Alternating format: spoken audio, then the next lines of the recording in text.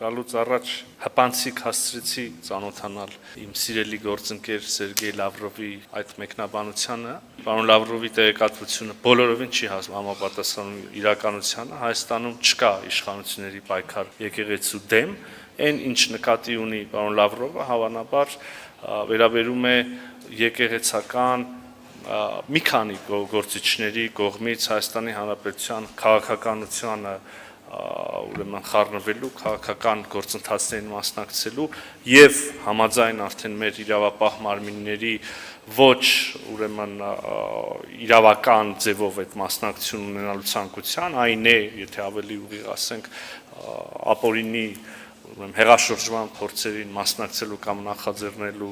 շուրջ եւ կրկին ուզում եմ ընդգծել, սա իրավական process է եւ սա Հայաստանի Հանրապետության ներքին գործն է, ինչպես դուք մեջբերեցիք իրավացիորեն, պարոն Լավրովը ավելի լավ է չխառնվի Հայաստանի Հանրապետության ներքին գործերին եւ ներքին քաղաքականությանը։ Կուզեի օգտվել առիթից եւ նույն կոչը անել նաեւ պարոն Լավրովի ռուսական խորհրդարանական գործընկերներին, մեդիա գործընկերներին։